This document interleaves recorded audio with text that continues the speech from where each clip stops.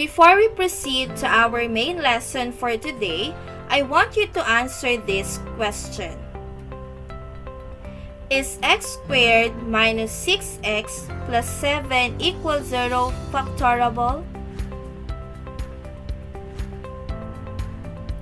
If your answer is no, your answer is correct.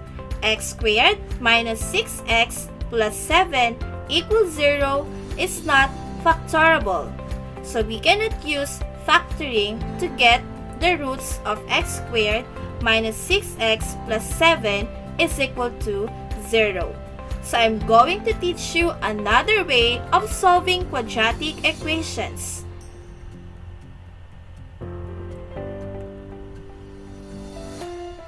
We can solve quadratic equations by completing the square. And here is our objective. We could use completing the square in any kind of quadratic equations.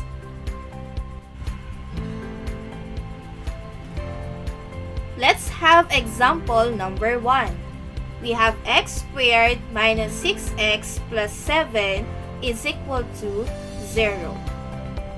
If the value of a is 1, this will be your first step. Write the quadratic equation in the form x squared plus bx plus blank is equal to c. So meaning, we need to transpose the constant term. In the given, ang constant term po ay 7. Again, when we transpose term or terms, we need to change its sign. And our new equation will be x squared minus 6x plus blank is equal to negative 7. From positive 7, it becomes negative 7. Next step, to complete the left side of the equation as a perfect square trinomial, square the half of b. Or in symbol, the quantity of b over 2 squared. In the given, the value of b is negative 6. So we have negative 6 divided by 2 quantity squared. Negative 6 divided by 2 is negative 3. And the square of negative 3 is positive 9. Negative 3 squared is negative 3 times negative 3. That's why the answer is 9. Remember the answer when we get the half of negative 6. So tandaan po, ang half po ng negative 6 is negative 3. At nung in-square natin, ang sagot po ay 9. The next step is, we need to add the same expression to both sides of the equation. So we need to add 9 on both sides. Next step, factor the left side of the equation and simplify the right side of the equation. So kanina po, dinivide natin yung negative 6 by 2. And the answer is negative 3. The factored form of x squared minus 6x plus 9 is a square of binomial because when expanded, a square of binomial is a perfect square trinomial. And x squared minus 6x plus 9 is a perfect square trinomial. So when we factor it out, the answer will be the square of x minus 3. And then, when we simplify the right side of the equation, negative 7 plus 9 is positive 2. Next step, solve by extracting the square roots. So we need to extract the square roots of both sides. The square root of the quantity x minus 3 squared is x minus 3. And then the square root of 2 is positive negative square root of 2. Let us continue. Transpose negative 3 on the right side of the equation, we have x is equal to 3 plus or minus the square root of 2. Negative 3 becomes positive 3.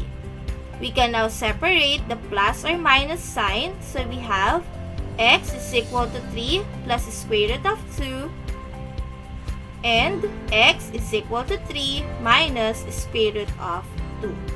The solution set 3 plus or minus the square root of 2 or 3 minus the square root of 2, then the other one is 3 plus the square root of 2.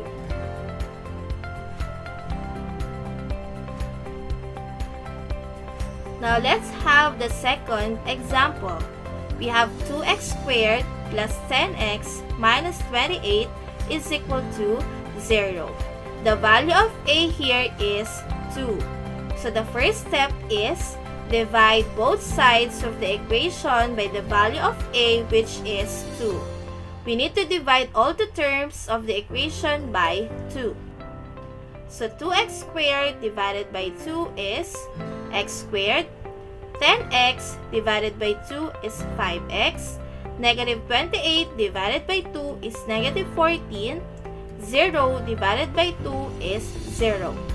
Remember, 0 divided by any number except for 0, the answer is 0. Next, write the quadratic equation in the form x squared plus bx plus blank is equal to c. Since the value of a here is 1, we can now transpose the constant term, which is negative 14. So the new equation will be x squared plus 5x plus blank is equal to 14.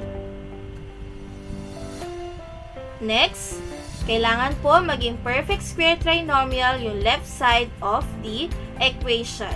So again, kailangan natin ng value ng b, which is 5, divided by 2, this is still 5 over 2. Since when we divide 5 by 2, the answer is not a whole number, we can write it as fraction. So ito na po yung answer, 5 over 2. Pwede rin po in decimal form. In this example, I'll be using the fraction form. So the square of 5 over 2 is 25 over 4. 5 times 5 is 25. 2 times 2 is 4.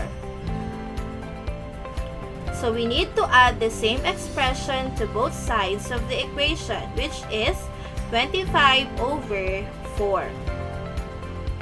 Next, factor the left side of the equation. So again, the answer earlier when we divide 5 by 2 is 5 over 2. So the factored form is the square of x plus 5 over 2 equals, we need to simplify the right side of the equation. So when adding whole number and fraction, this is my technique. 14 times 4, 56, plus 25 is 81. And then copy the denominator, which is 4. So we have 81 over 4. Ulitin natin. Ang technique po, pag nag-add ng whole number and fraction, multiply ang whole number and the denominator. 14 times 4, 56. At i-add po ang numerator. So 56 plus 25, 81. And then, copy the denominator, which is 4.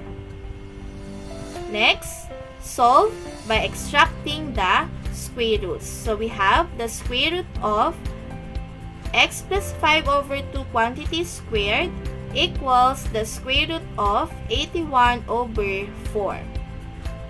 So the answer here will be x plus 5 over 2 equals, get the square root of 81 and get the square root of 4. The answer is positive negative 9 over 2. Transpose 5 over 2, we have x is equal to negative 5 over 2 plus or minus 9 over 2. Let us separate the plus and minus sign. We have x is equal to negative 5 over 2 plus 9 over 2, and x is equal to negative 5 over 2 minus 9 over 2. Since they are similar fractions, we can simplify the numerator and copy the denominator. So we have x is equal to 4 over 2. Simplifying it further, x is equal to 2. On the other equation, they are also similar fractions. So let us simplify the numerator, which is negative 5 minus 9, and copy the denominator, which is 2. So x is equal to negative 14 over 2. Simplifying it further, x is equal to negative 7. The solution set will be negative 7, 2.